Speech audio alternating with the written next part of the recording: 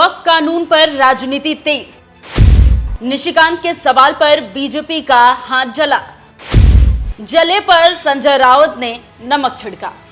नमस्कार, news express देख रहे हैं आप, आपके साथ मैं हूं खुशबू राय।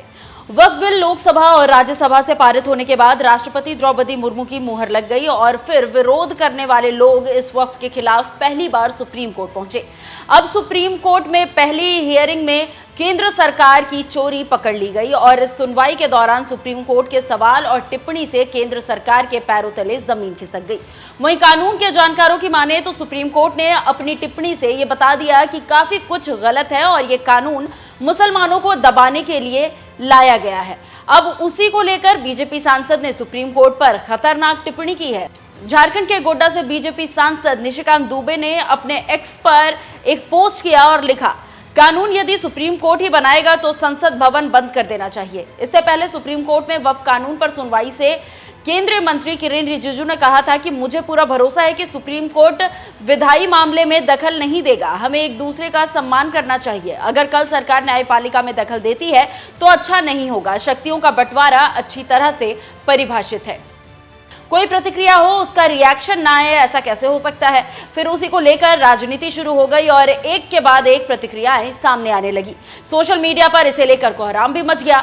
दुबे के बयान से घिरी बीजेपी ने मामले को शांत करने की कोशिश की और आधी रात को बीजेपी अध्यक्ष ने निशिकांत के बयान से किनारा कर लिया और एक्स पर पोस्ट करते हुए लिखा, भाजपा सांसद निशिकांत दुबे और दिनेश शर्मा का न्यायपालिका एवं देश के चीफ जस्टिस पर दिए गए बयान से भारतीय जनता पार्टी का कोई लेना देना नहीं है। यह इनका व्यक्तिगत बयान है, लेकिन भाजपा ऐसे बयानों से ना तो कोई इत्तेफाक रखती है और ना ही कभी ऐसे बयानों का समर्थन करती है। भाजपा इन बयानों को सिरे से खारिज करती है। तो आप समझ सकते हैं कि कैसे बैकफुट पर बीजेपी आ गई और बोलती बंद हो गई। अब उसी मामले में शिवसेना यूबीटी के नेता ने पूर्व सीजेआई चंद्रचूड़ को लपेट लिया और निशिकांत दुबे के बयान पर बीजेपी की धज्जियां उड़ाकर रख दी। कौन से चीफ जस्टिस की बात कर रहे हो? जब जस्टिस चंद्रचूड़ ने मस्जिद खोदने का आदेश दिया था कि आप कहां भी जाकर मस्जिद खोद सकते हो, दरगाह खोद सकते हो। हाँ, संभल में इसीलिए तो हो गया है ना दंगा।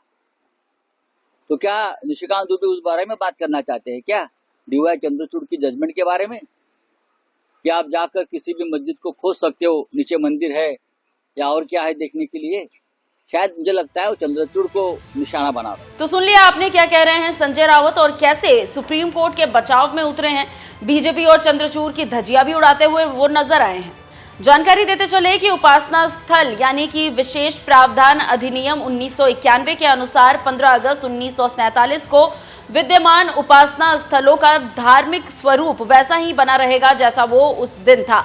ये किसी धार्मिक स्थल पर फिर से दावा करने या उसके स्वरूप में बदलाव करने के लिए वाद दायर करने पर रोक लगाता है। लेकिन इस एक्ट के खिलाफ कुछ याचिकाओं को सुनते हुए पूर्व सीजेआई ने सिर्फ ये कह दिया कि जांच में हर्ज क्या है, जांच होनी चाहिए लेकिन जो स्थल है वही रहेगा। फिर क्या था, देश में हर कोने में मस्जिद के अंदर मंदिर खोजे जाने लगे, जिसका नतीजा आपके सामने है। और इसी को लेकर संजय राउत निशिकांत के बहाने पूर्व सीजेआई पर निशाना साध रहे थे। आप एक बार फिर से इसे सुनिए। कौन से चीफ जस्टिस की बात कर रहे हो? जब जस्टिस चंद्रचूड़ ने मस्जिद खोदने का आदेश दिया था कि आप कहां भी जाकर मस्जिद खोद सकते हो, दरगाह खोद सकते हो। हाँ, संभल में इसीलिए तो हो गया है ना दंगा। तो क्या निशिकांत दुबे उस बारे में बात करना चाहते हैं क्या?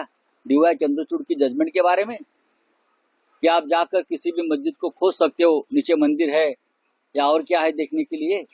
शायद मुझे लगता है वो चंद्रचूड़ को निशाना बना रहा है। अब देखना होगा कि सुप्रीम कोर्ट विवाद कहां जाकर रुकता है, क्योंकि वक्फ कानून को लेकर दो वर्ग हो गए हैं। एक वो लोग जो सुप्रीम कोर्ट टिप्पणी पर निशाना साध रहे हैं, तो वहीं दूसरे लोग जो सुप्रीम कोर्ट की तारीफ कर रहे हैं और इसी पर राजनीति घूम रही है।